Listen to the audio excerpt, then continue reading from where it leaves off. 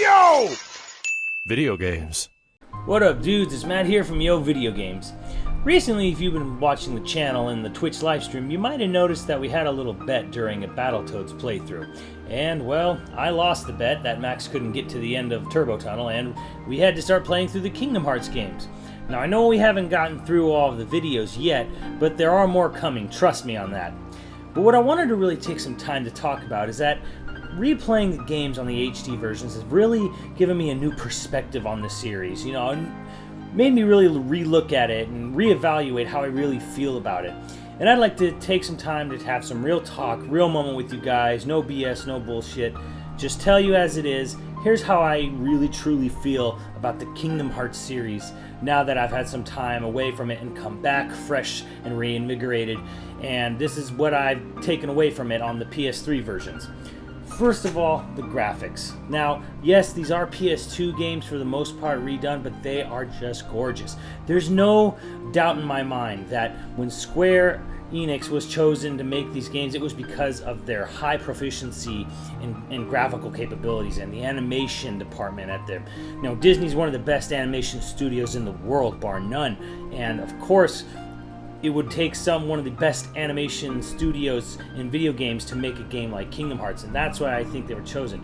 Everything is super colorful and vibrant, and the worlds are just super lush, and you get to see all your favorite Disney characters and even some great cameos from Square characters. And at first it was just, Final Fantasy 7, 8, and 10 characters, but then it expanded and we got Final Fantasy 9 and 6, and we even got World Ends With You characters, which is just incredible when you really stop and think about it, that Square Enix found a way to merge such different contradicting art styles and make them work not only within the Disney movies, but also within their own character designs, their own Final Fantasy games even. And then they even went a step further and they made Pirates of the Caribbean and Tron live action movies, and they made it somehow work in these beautifully realized game worlds and character animations, and everything is just so well done that, I might have been a little harsh before, but it's just gorgeous to watch it in motion now, and I really have a much deeper appreciation, for the game series going forward from that. And of course, to go along with the graphics is the music by Yoko Shimomura, and she just knocks it out of the park. I mean, how do you not get chills when you hear the main theme playing, or even just the orchestrated versions of the vocal songs in it? I mean, when that Kingdom Hearts 3 trailer, people went nuts. Just look at the videos on YouTube, the reactions.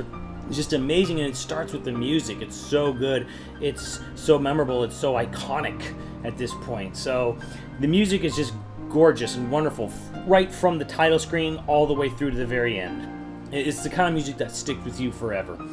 And to go along with this, you have these worlds, and like I said, the graphics are really great, but it's just the selection of worlds, everything from Steamboat Willie through Snow White all the way up to more recent movies. It's just incredible, the things they've chosen and the way they've incorporated in the level design. And when you walk into Beast Castle, it feels like it's Beast Castle from Beauty and the Beast. It doesn't feel like a series of corridors or anything like that. You actually feel it. Like they got the look of the armor statues and the ballroom, everything just perfectly realized, and everything about it is just great because you get to take something that you love from your childhood, and then you actually get to run through it this time, and you're running through with Donald and Goofy, and then you can join up with other characters from the particular worlds, and that just makes it it's just like a dream come true. You finally get to live these Disney movies. Like Disney Infinity kind of tries to do this, but it's nowhere near the level of intensity, of polish, and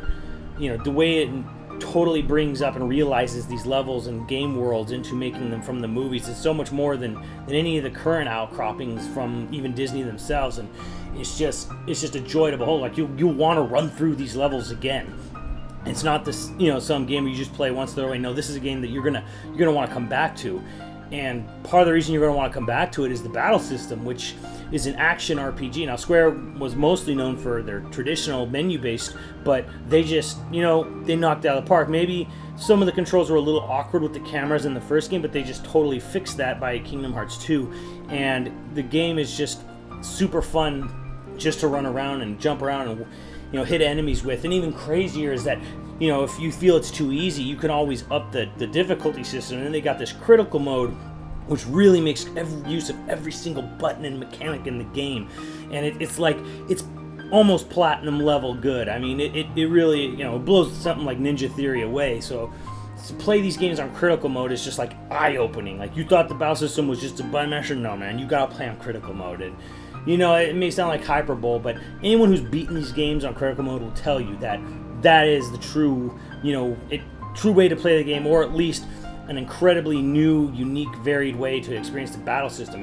And mastering the battle system and the games in general always open up these hidden endings. You know, you might think, oh, it's just like a kiddie's game, you know, they'll make it super easy, but it's not, because if you really dig in and you do everything and you beat these on hard, you know, the hardest difficulties, you get these amazing hidden endings that just get you pumped as shit for the next games. So it's a game that caters both to all the young and older fans in the video game and Disney world, and it's just this beautiful way that just combines them together. And of course, you know, going between these worlds is the gummy ships, which, you know, probably aren't the best thing, but you gotta give Square credit. At least they tried, you know, at least they wanted to add variety to the game. It's not just the same thing over and over. It's not just level A, you know, going, you know, level 1, 2, 3, going from point A to B. It's like true variety. You know, maybe they're not all great, but at least they attempted to do something unique with the gummy ships, and they get really fun, you know, by 2. They get really fast paced, and there's lots of high intensity action. It's just a blast. It's like, hey, we threw this like Star Fox Light game within this giant action RPG that combines Final Fantasy and Disney, and it's like, fuck, man, that's just awesome, you know. And of course, the last thing I gotta talk about is the story, which I might have harped on before, but when you actually play the games in order and you actually sit down, pay attention, and realize what's going on in the story, you realize that it's this really great, like, in-depth, wonderful, unique storyline with these really intricate characters that go through a lot. And it's more than just your standard Disney fluff of wishing upon a star. It's about, like, you know, what is true friendship, and, like, you know, what are the sacrifices you have to make, and you know, and the way these characters grow and build and learn to, you know, respect and love each other. And it's just amazing, and it's heart-wrenching too, because, like, when was the last time, you know, you really saw something like that was heart-wrenching about romance or friendship? Like, even the first Kingdom Hearts game ends on a really bittersweet cliffhanger. And man, when you see Axel, when he goes, you know, spoiler alert, when Axel dies in 2, it's just like, God, how do you not have the feels for that? You know, unless you're like some weird, crazy, like, homophobe or something. But, like, man, these characters are super in depth, and it's so out of this world to see that in a Disney property, and the fact that they okayed it. You know, maybe they don't know exactly, but, you know, whether they don't know or whether they're just really cool with it, is we benefit as gamers. You know, we're the ones reaping, you know, all the rewards of this game and this vision by Tetsuya Nomura.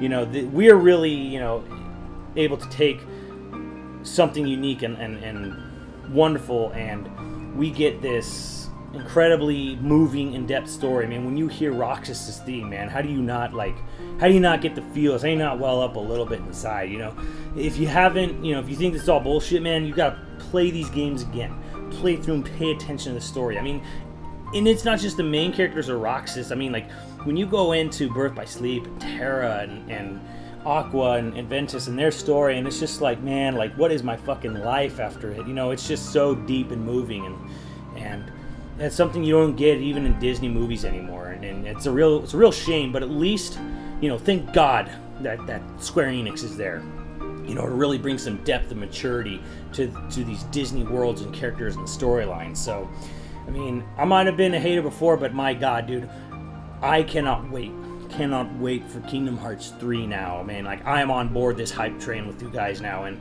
I'm glad I got over my hate and my stigma and cynicism, and I'm glad I gave it another chance, another look, because, man, I'm missing out, man, and I can't wait to play Kingdom Hearts 3 with you all on stream, and it's gonna be fucking amazing. So that's all I gotta say about that.